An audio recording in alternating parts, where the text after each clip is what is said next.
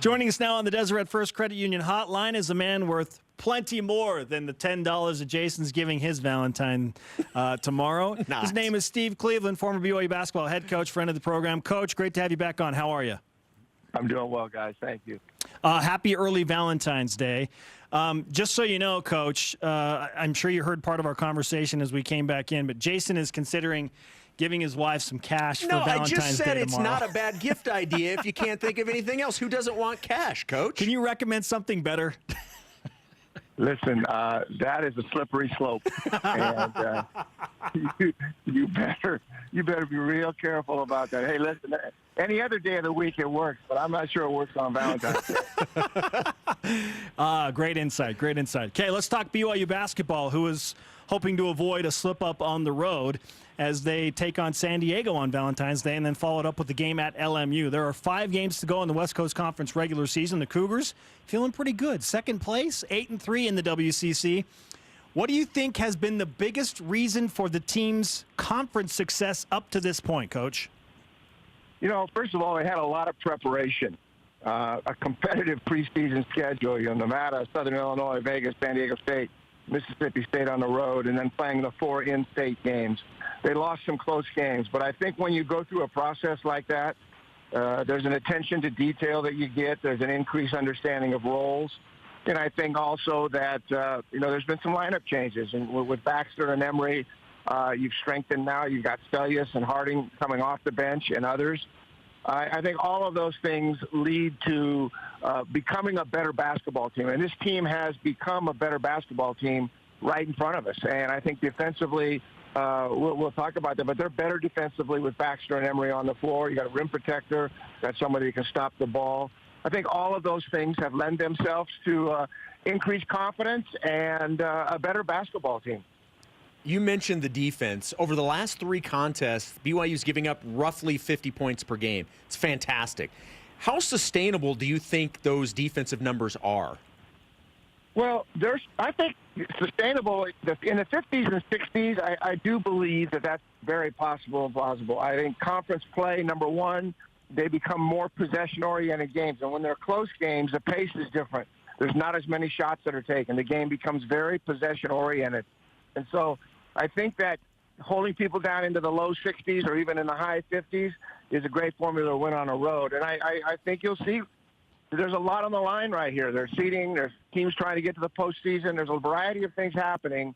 But at this time of the year, you see a lot of games in the 50s and 60s because defensively, people are more prepared, and oftentimes you're playing them the second time around, and all of that lends itself to having games in the 50s and 60s. Coach, it's so much about matchups in today's game, and I feel like BYU matches up with LMU much better than they do with San Diego because the Toreros have a bunch of guys that can take you to the hole off the dribble, and BYU has struggled with that at times this season. How do you see the matchups in these 2 games this week?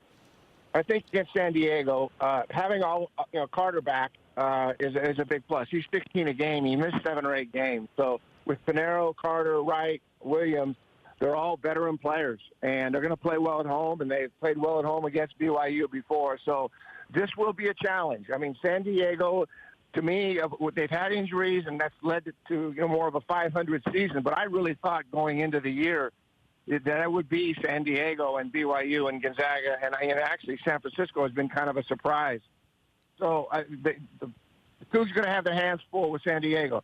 The one good thing, though, I think with Baxter in the lineup, he may match up a little bit better with Pinero and not get Childs in foul trouble. And I think that Pinero is a big key. He's had a great year. He's really athletic and bouncy. But having Emery and Baxter in the lineup early on, putting your best defensive team out there will give them a chance to be competitive in that game and then win that thing in the second half.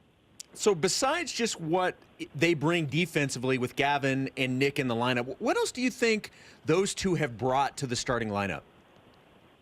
Well, I think, in Gavin, you've got somebody that can go get a ball. He can rebound out of his area. And where in the past, maybe that's a rebound that becomes a defensive rebound, he gets his hands on it, he gets around the rim, and he finishes around the rim. So Gavin obviously can be a rim protector. He can do all those things. But I think offensive rebounding is a big plus.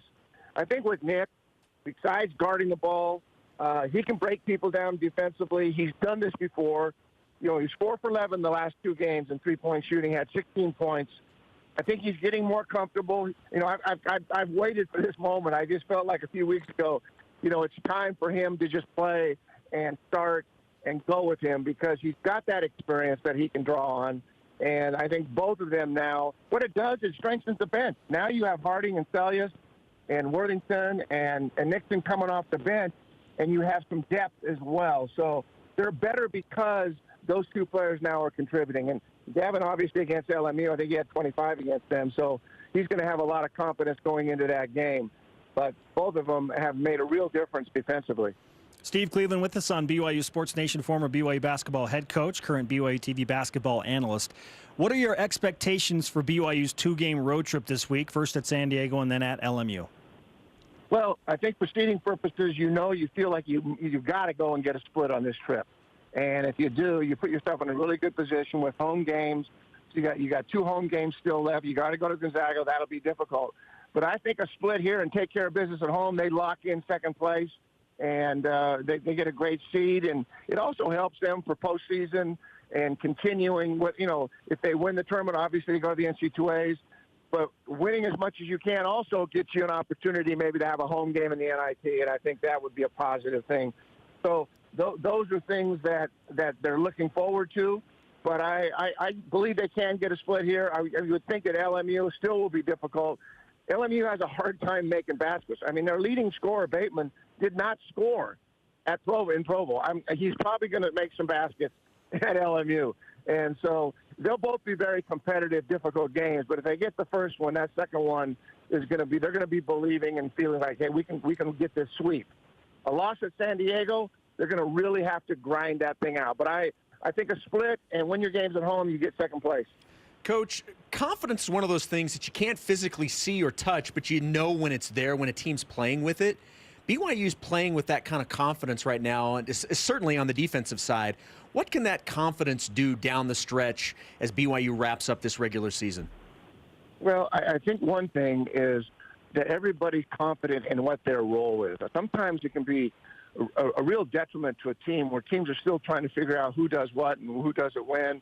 And I think this is a team now that understands their roles, and that increases confidence. And so when you get into late game situations, everybody knows where the ball is going to go in this situation, and that gives players confidence when they know their number is going to get called.